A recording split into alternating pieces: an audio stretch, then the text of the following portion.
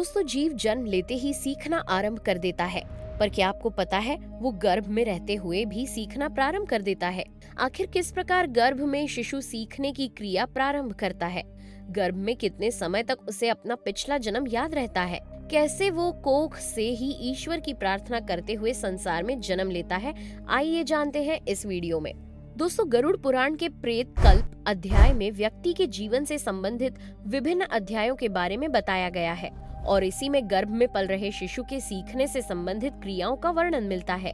लेकिन ये बताने से पहले हम आपको बताना चाहेंगे कि व्यक्ति की मृत्यु के बाद जीव कहाँ जाता है, कैसे जीव 9 महीने में शिशु का रूप धारण कर लेता है और कैसे शिशु के अंदर सोच विकसित होती है।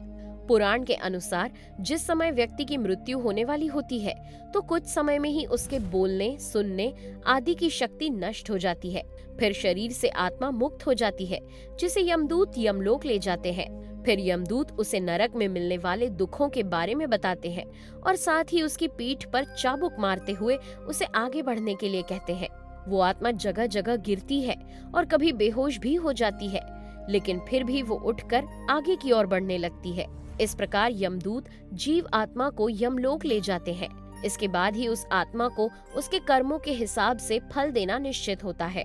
अगर उसके द्वारा जीवन में अच्छे कार्य किए गए होते हैं, उसने अपने मन और इंद्रियों पर संयम रखा होता है, तो उसे परलोक में उच्च स्थान तथा सद्गति प्राप्त होती है।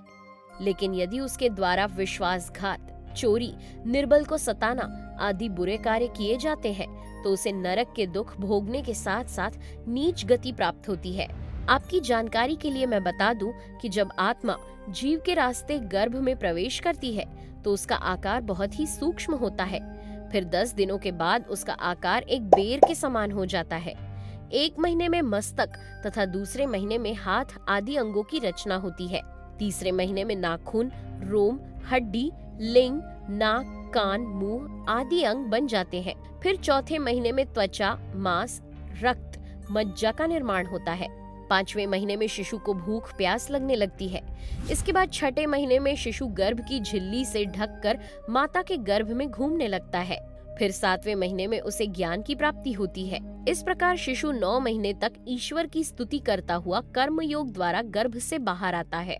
दोस्तों, देवलोक में जब गरुड़ भगवान विष्णु से पूछते हैं कि हे ईश्वर, जन्म लेने से पहले शिशु को गर्भ में क्या क्या दुख भोगने पड़ते हैं, वो अंदर रहते हुए क्या क्या सोचता है, कृपया इसका उत्तर देने का कष्ट करें।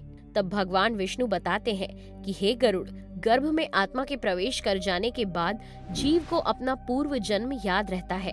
पूर्व जन्म में किए गए अपने कार्य तथा पाप पुण्य का भी उसे बोध रहता है। उसे पता होता है कि कैसे उसने पहले छोटे जीव जंतुओं अर्थात रेंगने वाले जंतु जैसे सांप आदि के रूप में जन्म लिया था। फिर उसके बाद 4 पैरों वाले जंतुओं के रूप में उसका जन्म हुआ।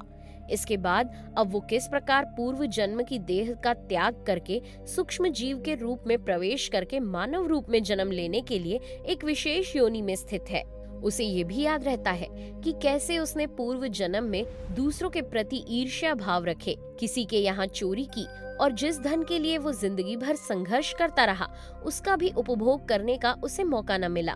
किस प्रकार उसने अतिथि, अग्निदेव आदि को प्रसन्न करने के लिए फल, विभिन्न प्रकार के व्यंजनों का प्रबंध किया, परंतु फिर भी वो उन्हें संतुष्ट न कर सका। गर्भ में विभिन्न कष्टों को भोगते हुए उस जीव को याद आता है कि उसने जीवन में किस प्रकार का दान, जैसे फल दान, आहार दान, जल दान, भूमि दान आदि कुछ भी दान नहीं दिया और जिंदगी भर जो उसने संपत्ति जोड़ी वो अब उसके पुत्रों द्वारा बांट ली गई है। अगर उसने उस संपत्ति के द्वारा कुछ सद्गति के कार्य जैसे विष्णु भगवान के दर्शन या सोमनाथ में स्थित भगवान विष्णु के दर्शन आदि किए होते तो शायद उसे इस जन्म मरण के कम दुख झेलने पड़ते।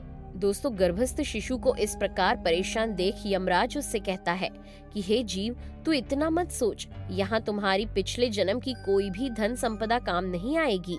काम आएगा तो केवल तुम्हारे द्वारा किए गए अच्छे कार्य जैसे दूसरों की सहायता करना, धार्मिक क्षेत्रों में दान करना इत्यादि ही तुम्हें सहाय होंगे। जिन माता पिता, मित्र, बंधु आदि के लिए तुमने जो धन संग्रह किया था वह सब भी मृत्यु को प्राप्त हो गए और तुम्हारा शरीर भी अग्नि में जलकर पंच तत्वों पृथ्वी, जल, वायु, अग्नि और आकाश में विलीन हो गया, क्योंकि जो भी इस पृथ्वी पर आया है उसे एक न एक दिन वापस जाना ही पड़ेगा, अर्थात उसकी मृत्यु निश्चित है।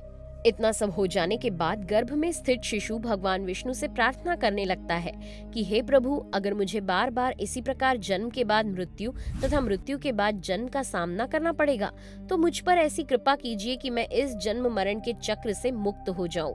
वो शिशु ये भी कहता है कि अब मैं इस जन्म को त्याग तो नहीं सकता, लेकिन जितना हो सकेगा इस दुनिया में कदम रखते ही अधिक से अधिक पुण्य को अर्जित करूंगा और साथ ही भगवान विष्णु की भक्ति कर अपने जीवन का उद्धार करने की कोशिश करूंगा।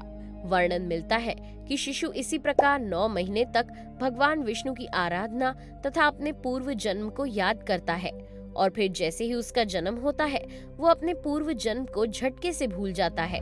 वैज्ञानिक रूप से माने तो जन्म के समय शिशु के मस्तिष्क पर बहुत ज्यादा जोर पड़ता है, शायद इसी कारण से वो सब कुछ भूल जाता है।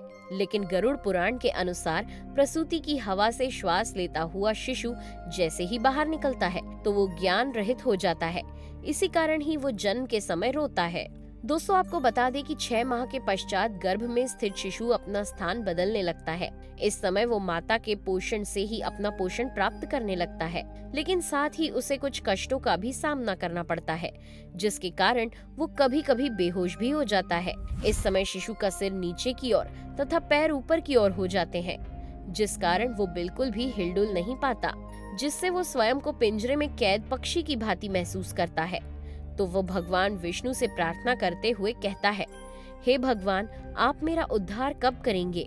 मुझे कब इस गंदगी से बाहर निकालेंगे?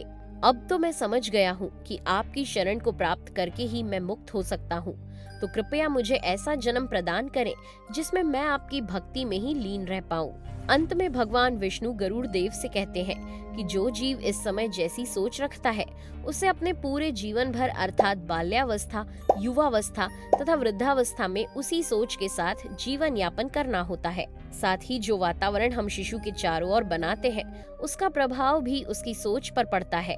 आपको जानकर आश्चर्य होगा कि अगर वो जीव जन्म के समय अपना चिंतन भूल जाता है तो उसे वो मृत्यु के समय याद आता है, और अगर तब भी बात हृदय में रह जाए तो उसे वो बात अगले जन्म में गर्भ के समय ही याद आती है। दोस्तों, ये थी गर्भ में रह रहे शिशु की सोच के बारे में कुछ जानकारी।